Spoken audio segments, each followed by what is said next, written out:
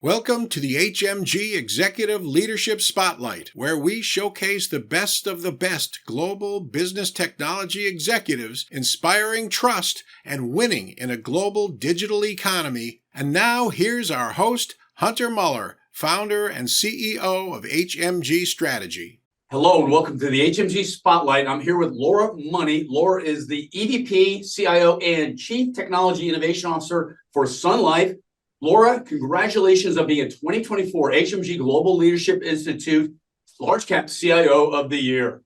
Thank you so much, Hunter. It's a pleasure to be here, and thank you for having me. Hey, Laura, you've had an amazing career. And how would you characterize your leadership style? I really am a proponent of that servant leader model. I see myself really as an enabler of the team. I've had the great fortune to work in a number of areas in tech, pretty much all of them, I think. And what that taught me is that I am not going to be the expert in everything. I can't build every server or write every line of code. So what I learned to do is ask really good questions and make sure the right teams and people come together to make the right decisions.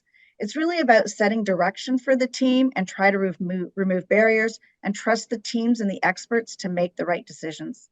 I really try to keep an open environment, but one that is so open that people are not afraid to have different points of view and conflict a little bit. As long as you're respectful and we're focused on the ideas and you don't get personal, everybody should feel absolutely free to express their point of view, bring different facts to the table. And I do believe it's that robust discussion and probably a little bit of conflict that gets us to the right answer at the end. We're living in such an exciting time of digital innovation and transformation. Where do you see the opportunities? Digital and technology is increasingly being used for competitive advantage. Sun Life's been on a digital transformation journey for about 4 years now, and it really started out, I would say, building an agile model and way of working, modernizing our tech stack. But now, in terms of digital being used to really change the way we interact with clients and help with our clients' health and wealth journeys is so important. It's really integral about our client-focused strategy and how we're advancing to think and act more like a digital company and make a difference in our clients' lives. Interesting insights. The workforce of today and the workforce of the future, the skill sets will be dramatically different, but you need them right now. How are you addressing the skills gap? I don't know that we have it perfect. We obviously are trying to provide training to our staff to bring in spot skills where we can. But, unlike many organizations where I've worked in the past, I think about 95% of the staff that we have working in technology are Sun Life employees. We have very few consultants and contractors in, and we really do try to build and invest in our own teams to evolve those skills. I think the training's important. I think making sure that you're exposing your own employees to the new technologies, all that is going to be so crucial for the future because every company can't go rent the same folks every time. So investing in our people is the most important thing. You seem to me to be this amazing leader. And in 2024, we're studying global visionary leadership. Why does global matter more than ever now? Hunter, you've hit one of my favorite topics. Ideas increasingly are coming from all over the world. For the last 100 years, a lot of the best thinking, at least we believe so in the West, has come from the West and gone to the rest of the world. Going forward, I believe that more ideas are going to go from the East to the West. And so if you don't have that global perspective, you're not going to be able to take advantage of some of the newest thinking. And then the other side is the risk factor. So as you know, over the past couple of years, the geopolitical tensions have just ratcheted up everywhere. So from a risk mitigation point of view, you've got to be aware of where your competition's coming from, where your adversaries are coming from, and you need to be very attuned to how are you going to protect yourself in this very tense world that we're all living in. Any additional sharing regarding mitigating risk on a global level and keeping the enterprise safe and secure from cyber threats? I think for a while now, people have been saying, everyone's going to get hit at some point.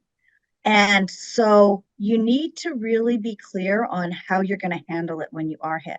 Of course, we are doing everything we can so that there's minimal impact. And when we do get hit, we are protected, and especially our clients' sensitive data is protected.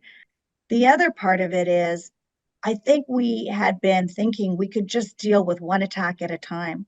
I'm increasingly worried about how do you deal with multiple attacks that are going to have then a kind of cascading effect, and how do you deal with all the fallout from that?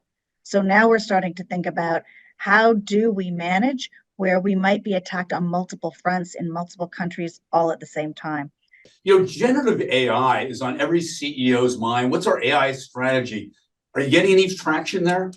I think I'm super fortunate. Our CEO is a big proponent of generative AI and has been one of the biggest cheerleaders in terms of looking at the future and how we're going to be handling it in the future. So it's creating a lot of exciting opportunity for us and others. But, it does have to be balanced with that proper risk management. So we're experimenting with Gen AI in several ways, looking at how we can help our employees be more productive, but also how we can help our clients have better experiences, always so far with a human in the loop. So we haven't taken the training wheels off yet. We want to make sure that that human is in the loop to make sure that we're managing the risk properly. But I think the key thing we're all going to have to grapple with is, when do we take those training wheels off in terms of keeping the human in the loop? Is it good enough that the generative AI is better than the average person? Or does it have to be perfect? And where do you draw that line? So I think that'll be a really interesting dilemma that we're all going to have to get our heads around over the next little while. Great stuff. Laura, in these highly innovative, disruptive times, vision is key, mission is key, having a high-performing team executing is key.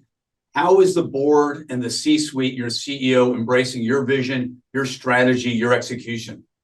As a CIO, I really have to be someone who's going to partner with the business groups, and my whole team has to do that. We have to be agile.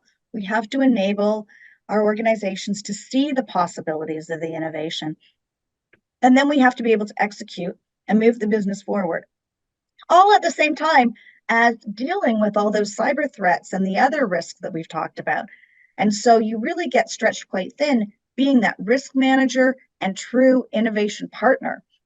So with that breadth, I'm really waiting for the days where CIOs more regularly start to become CEOs. I love that outcome. Fantastic interview, Laura. Great to see you. Congratulations on being a 2024 HMG Global Leadership Institute CIO of the Year. Thank you so much, Hunter, and it's really my privilege and honor. I want to thank you for all your support.